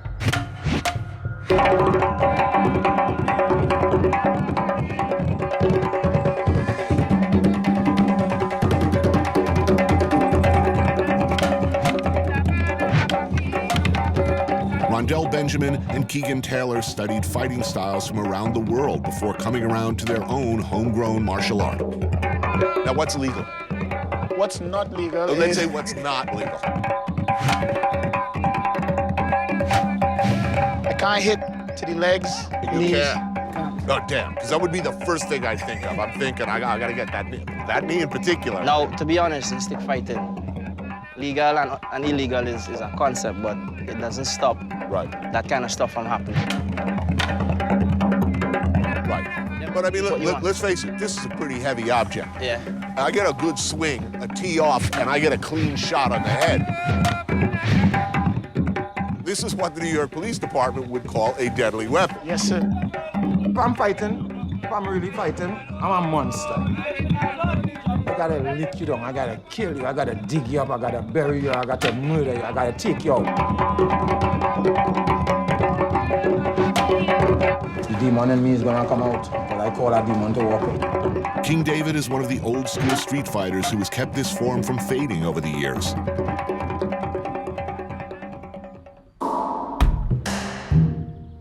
As in Brazil and the Deep South, African slaves were given little to work with when it came time for the meal.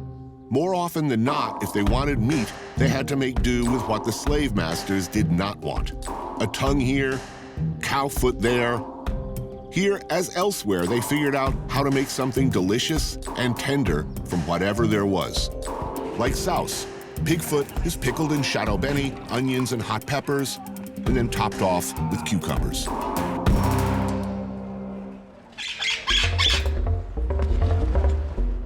This is a martial art. You either win or you lose.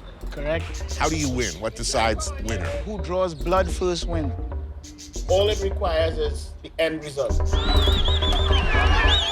All you have to do is cut the guy. Blood is blood. What's the worst injury you've ever had in a fight? This finger. What's the worst injury you've seen in a fight? I see a man lost the eye. And also I saw a man die. You have to be a real warrior, born fighter, to stand up there and face that demon, which walking like a man.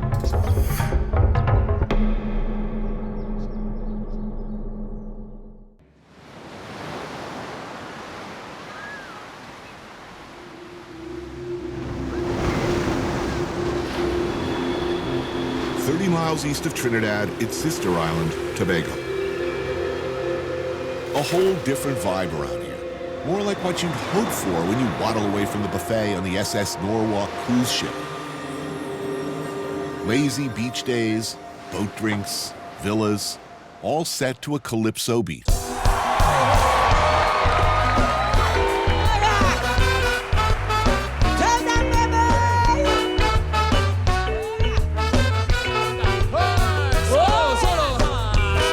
In the 1800s, slaves would sing the news and gossip of the day in a Creole patois to an African beat. Later, musicians added European-style melodies, and calypso was born. The longtime reigning queen of this music, an absolute pioneer of the form, is Calypso Rose. Say that I reign too long, forgetting that the Constitution is strong. Instead of respecting the long, long reign, they making threat to take down the name. I've been breaking down walls ever since I was tall. They would stand up tall and strong like a wrecking drum. I would knock them down. They say that I reign too long. Tell them She was the first woman to win the Calypso King title, which tells you what the environment was like at the time for a female artist. Everywhere I reign supreme, the one and only Calypso Queen. No man alive or dead could come and take me from off my head. Rose grew up in a large and strict Baptist family in Tobago until she was 9 years old and was sent to live with her aunt in Trinidad. So she grew up with a foot in each island. What's the difference between growing up in Trinidad and growing up in Tobago? It's much different. Tobagonians are 99.5% African. They are African slave descendants. The culture is more African. And this here is the cornmeal cuckoo. They call it fufu in Africa. When Tobago, they say cuckoo. And this is callaloo. And this is the callaloo made from the leaves of dasheen, you know? But the great thing is the crab.